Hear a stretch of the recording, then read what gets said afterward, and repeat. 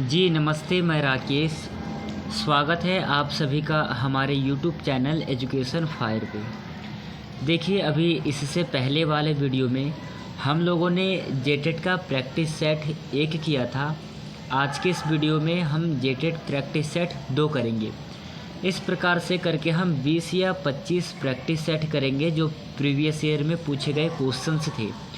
उन सभी क्वेश्चंस को ध्यान से देखिएगा और किस लेवल के क्वेश्चन पूछे जाते हैं इसे आप समझने का प्रयास करिएगा। तो चलिए हम क्वेश्चंस को शुरू करते हैं पहले नंबर क्वेश्चन से। साथ ही साथ जितने भी क्वेश्चंस होंगे इस वीडियो में, आप उन क्वेश्चंस में से कितने क्वेश्चन को सही करते हो इसका जवाब आप हमें अंत में कमेंट सेशन में देंगे।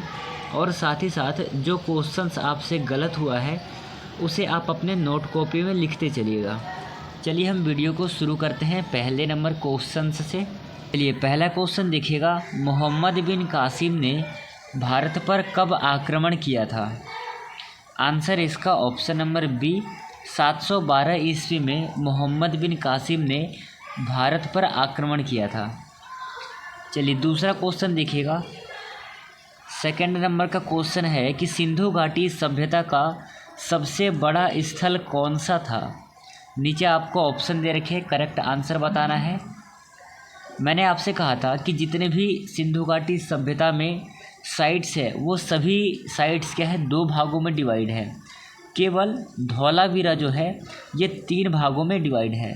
तो आप अनुमान लगा लीजिए कि सिंधु घाटी सभ्यता का सबसे बड़ा स्थल कौन सा होगा। तो धौलावीरा है, ऑप्शन नंबर डी सही उत्तर है। चलिए तीसरा क्वेश्चन देखिएगा, थर्ड नंबर का क्वेश्चन है कि भारत में सविनय अवज्ञा आंदोलन किस वर्ष शुरू हुआ था? आंदोलन का नाम क्या है?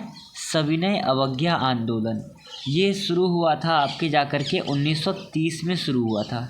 ठीक है, 1930 में सविनय अवज्ञा आंदोलन प्रारंभ हुआ था।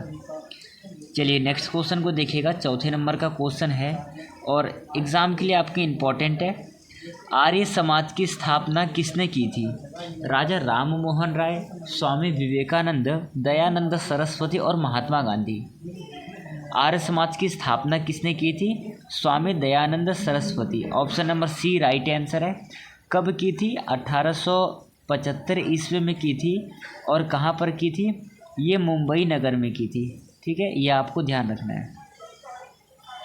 चलिए अगला क्वेश्चन देखिएगा, 5वें नंबर का क्वेश्चन है कि अशोक के किस शिलालेख में कलिंग युद्ध का वर्णन मिलता है?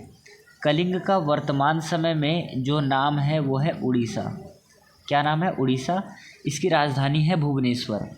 प्रश्न में पूछा गया है आपसे कि अशोक के किस शिलालेख में कलिंग युद्ध का वर्णन मिलता है? 13वें शिलालेख में अशोक के कलिंग युद्ध का वर्णन मिलता है। ध्यान में रखिएगा आप इस क्वेश्चन को। चलिए बढ़ते हैं अगले क्वेश्चन की ओर। नेक्स्ट क्वेश्चन है कि पंचायत राज प्रणाली का उल्लेख संविधान संशोधन में किया गया है। किस संविधान संशोधन में किया गया है?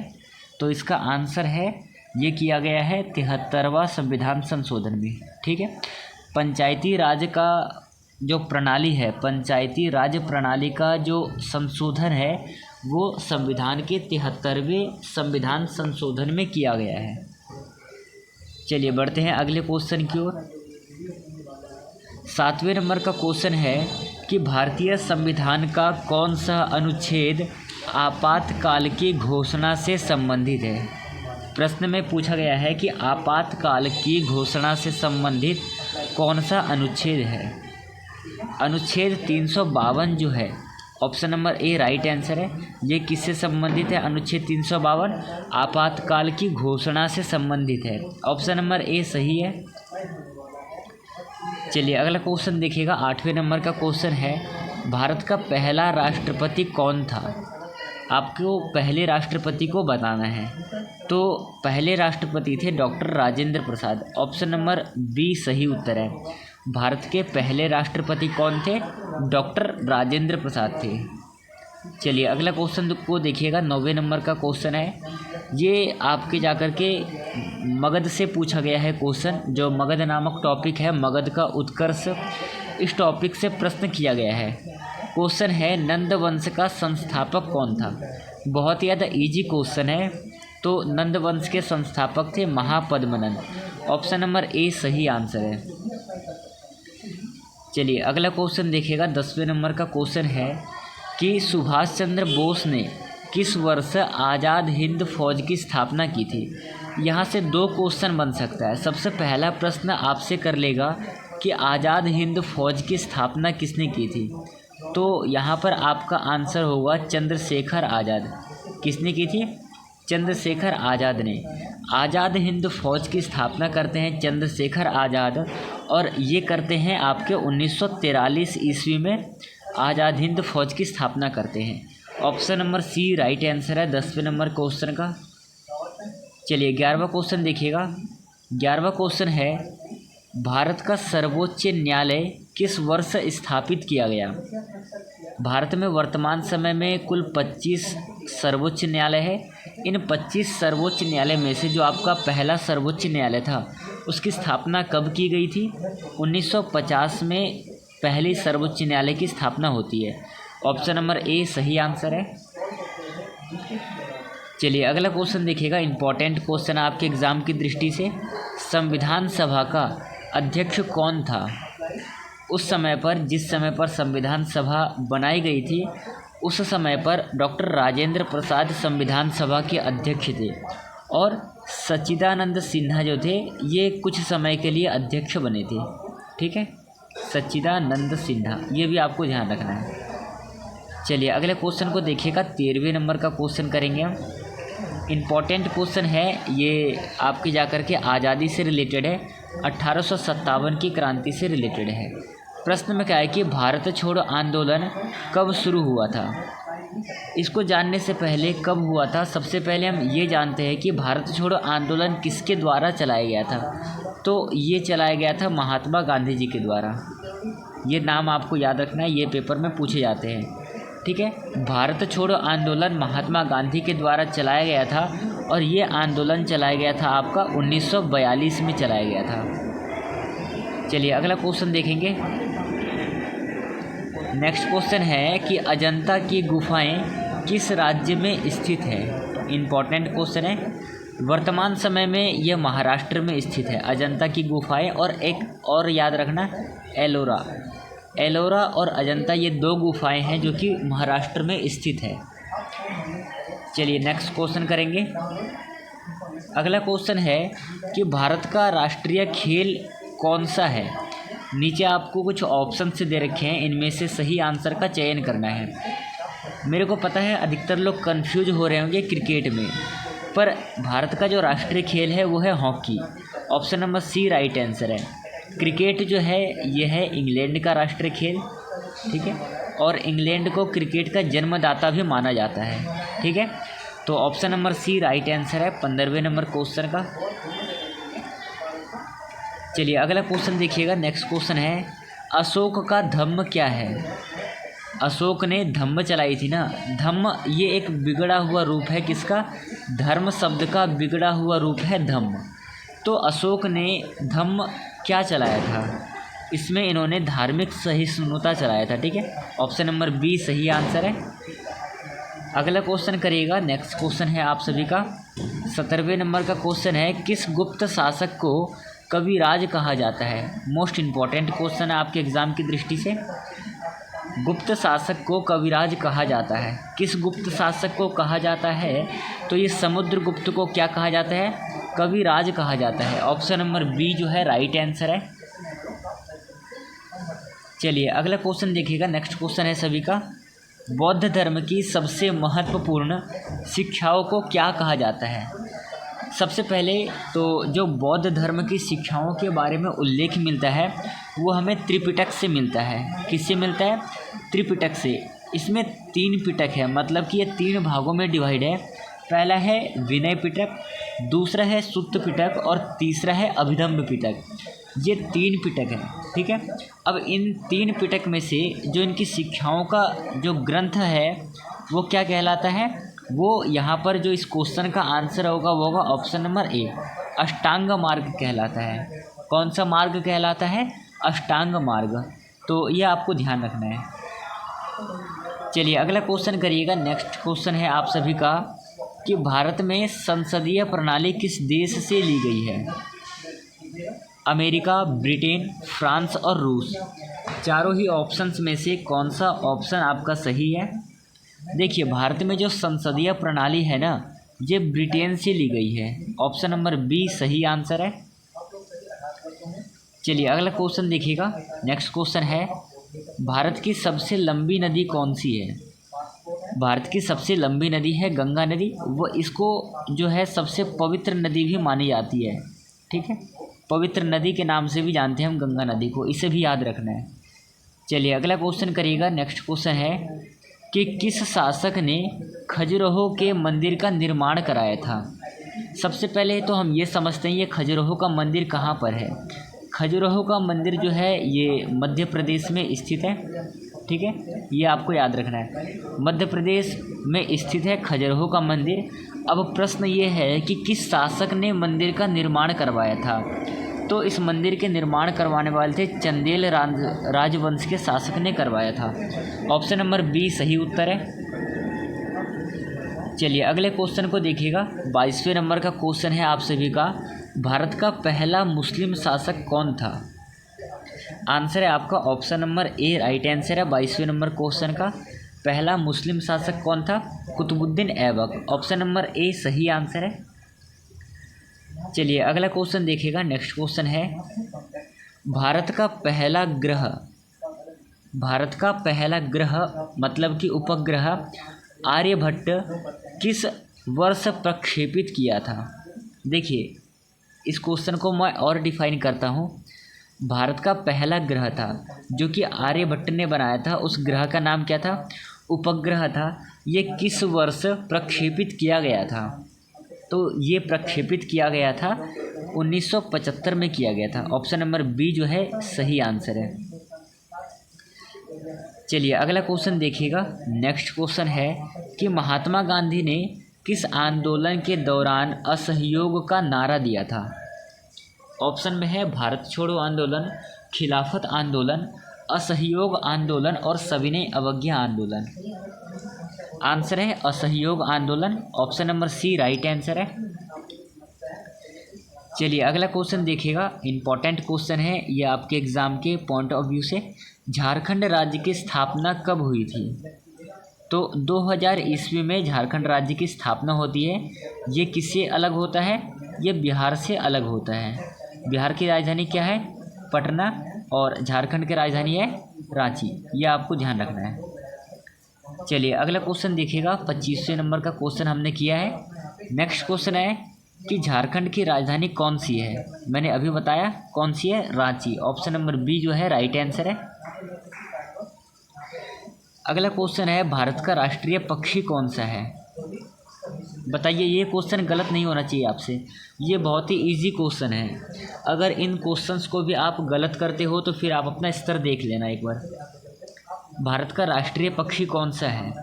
आंसर है आपका ऑप्शन नंबर ए मोर। कौन सा है? मोर। चलिए अगला क्वेश्चन देखिएगा। 28वें नंबर का क्वेश्चन है कि पृथ्वी की आंतरिक संरचना में सबसे भीतरी भाग क्या कहलाता है? क्रस्ट, मेंटल, क्रोर और यहाँ पर क्रोर और लिथोस्फीयर। चारों ही ऑप्शंस में से कौन सा ऑप्शन सही है? इसका आंसर है आपका ऑप्शन नंबर सी, सबसे नीचे का क्रोर कहलाता है, या फिर इसे हम क्रोड भी कहते हैं। ठीक है, ये दोनों नाम आपको याद रखना है, क्रोर या फिर क्रोड। ऑप्शंस में कुछ भी हो सकता है, आपको ऑप्शन नंबर सी लगाना है। चलिए अगला क्वेश्चन देखिएगा। 29वें नंबर का क्वेश्चन है कि बिना विधानसभा वाले केंद्र शासित प्रदेशों में से कौन सा है? नीचे आपको 4 ऑप्शंस दे रखे हैं, इनमें से केंद्र शासित प्रदेश जो है ये कौन सा केंद्र शासित प्रदेश ऐसा है जहाँ पर कि विधानसभा नहीं है? आंसर है आपका Chandigarh. Option number B right answer है। चलिए नेक्स्ट क्वेश्चन देखिएगा। सर्वोच्च न्यायालय का मुख्यालय कहाँ पर स्थित है? मैंने अभी आपसे बताया था कि भारत में सर्वोच्च न्यायालय कितने हैं? 25 है। तो इनका मुख्यालय कहाँ पर है? तो नई दिल्ली में इनका मुख्यालय है। और भारत की जो राजधानी है वो भी नई दिल्ली है। इससे पहले भारत की राजधानी थी कोलकाता। पहले नंबर पे कोलकाता थी, वर्तमान में जो है वो है नई दिल्ली। ध्यान में रखना है आपको, दोनों में डिफरेंट पता होना चाहिए। चलिए अगला क्वेश्चन देखिएगा। नेक्स्ट क्वेश्चन है आप सभी का, भारतीय संविधान की प्रस्तावना का आधार कौन सा सिद्धांत है? समाजवाद, धर्मनिरपेक्षता, लोकतंत्र या फिर न्याय का? क्या होगा सही आंसर? आंसर है भारत एक लोकतंत्रात्मक देश है। ठीक है, option number C right answer है। चलिए अगला क्वेश्चन देखिएगा। नेक्स्ट क्वेश्चन है सभी का, संविधान के किस अनुच्छेद में राष्ट्रपति शासन की व्यवस्था है? नीचे आपको कुछ ऑप्शंस दे रखे हैं, इनमें से राइट आंसर कौन सा है? देखिए, यदि हम बात करें राष्ट्रपति शासन की व्यवस्था की, तो राष्ट्रपति शासन की व्यवस्था के बारे में उल्लेख मिलता है आपके जाकर के 356 अनुच्छेद में। ठीक है, किसमें? 356 अनुच्छेद में मिलता है। ऑप्शन नंबर बी सही है। चलिए अगला क्वेश्चन देखिएगा, बढ़ते हैं अगले क्वेश्चन की ओर। किस राज्य के राष्ट्रीय आपातकाल कब लगाया गया था? किस राज्य में राष्ट्रीय आपातकाल कब लगाया गया था? किसके उपलक्ष्य में, या फिर ये हम कह सकते हैं उपलक्ष्य तो थोड़ा वैसे शब्द हो जाएगा, किसके उसमें लगाया गया था? तो ये जो लगाया गया था, जब राष्ट्रीय आपातकाल लगा था ना, तो इस समय पर जो है बाहरी आक्रमण के कारण लगा था। ऑप्शन नंबर ए सही आंसर है। चलिए आज का बहुत ही इजी क्वेश्चन है, पृथ्वी दिवस कब मनाया जाता है? एक बात ध्यान रखना, जितने भी डेज़ है ना, ये कब कब मनाए जाते हैं, इन सब से रिलेटेड एक बार आप देख कर के जाना। हो सकता है आपसे एग्ज़ाम में पूछ ले। फिलहाल में यहाँ पर पूछा है कि पृथ्वी दिवस कब मनाया जाता है। आंसर है 22 अप्रैल को पृथ्वी दिवस मनाया जाता है। ऑप्शन नंबर ए सही आंसर है। चलिए अगला क्वेश्चन देखिएगा, भारत की पहली महिला राष्ट्रपति कौन बनी है? इंदिरा गांधी, प्रतिभा पाटिल, सरोजिनी नायडू और सुषमा स्वराज। चारों ही ऑप्शंस में से करेक्ट आंसर कौन सा है? सही उत्तर है आपका option number B, Pratibha Patil. ठीक है, भारत की पहली महिला राष्ट्रपति है। यदि हम पहली महिला प्रधानमंत्री की बात करें तो वो है इंदिरा गांधी, ये आपको ध्यान रखना है। चलिए अगला क्वेश्चन देखिएगा। नेक्स्ट क्वेश्चन है, नंदन नीलकेणी ने किस परियोजना की शुरुआत की है? नंदन नीलकेणी ने किस परियोजना की शुरुआत की थी? आंसर है आधार परियोजना। किसकी शुरुआत की थी इन्होंने? आधार परियोजना की शुरुआत की थी। ऑप्शन नंबर ए सही आंसर है। चलिए अगला क्वेश्चन देखिएगा, मानव शरीर में सबसे बड़ी हड्डी कौन सी है? ऑप्शन में है ह्यूमरस, फेमर, टिबिया और रेडियस। मानव शरीर में सबसे बड़ी हड्डी कौन सी है? तो सबसे बड़ी हड्डी है फेमर। ऑप्शन नंबर बी सही आंसर है। चलिए अगला क्वेश्चन देखिएगा, भारत में सर्वप्रथम कौन सा नगर निगम स्थापित किया गया था? दिल्ली नगर निगम, मद्रास नगर निगम, मुंबई नगर निगम और कोलकाता नगर निगम। चारों ही ऑप्शंस में से सबसे पहले किस नगर निगम की स्थापना की गई थी? आंसर है मद्रास नगर निगम की सबसे पहले स्थापना की गई थी। चलिए अगला क्वेश्चन देखिएगा। अगला क्वेश्चन है, संविधान सभा में संविधान के प्रारूप समिति के अध्यक्ष कौन थे? मोस्ट इम्पॉर्टेंट क्वेश्चन है ये आपके एग्जाम के लिए। डॉक्टर भीमराव अंबेडकर प्रारूप समिति के अध्यक्ष थे। या तो आपसे प्रारूप समिति के अध्यक्ष पूछ ले, या फिर आपसे कह दे कि मसौदा समिति के अध्यक्ष कौन थे। दोनों का ही आंसर होगा आपका डॉक्टर भीमराव अंबेडकर। चलिए आज का अगला और अंतिम क्वेश्चन को देखिएगा। इससे पहले कि मैंने जैसे कि आपको पहले ही बताया था कि इस वीडियो में जितने भी क्वेश्चंस होंगे, उन सभी क्वेश्चंस में से आप कितने क्वेश्चन को सही करते हो, इसका जवाब आप हमें अंतिम में कमेंट सेशन में देंगे। तो मैं समझता हूँ कि आप लोगों ने आज की इस वीडियो में अधिक से अधिक क्वेश्चन को सही किया है। तो किन किन लोगों ने कितने क्वेश्चंस को सही किया है, इसका जवाब आप हमें कमेंट सेशन में दे देंगे। चलिए हम करते हैं अगले क्वेश्चन को। गोल्डन टेम्पल किस शहर में स्थित है? गोल्डन टेम्पल किस शहर में स्थित है? आंसर है Amritsar. Option number C right answer है। ये अमृतसर कहाँ पर है? तो ये अमृतसर जो है स्थित है पंजाब में स्थित है। ठीक है, तो ये कुछ क्वेश्चंस थे, 40 क्वेश्चन जो मैंने आपको कराया है। ये हमारा प्रैक्टिस सेट 2 था, कल हम करेंगे प्रैक्टिस सेट 3। तो आप सभी और अच्छी तरीके से पढ़ करके आएंगे और अधिक से अधिक क्वेश्चंस को सही करने का प्रयास करेंगे। चलिए आज की इस वीडियो को हम यहीं पे समाप्त करेंगे, मिलेंगे कल के वीडियो में। तब तक के लिए धन्यवाद। जय हिंद।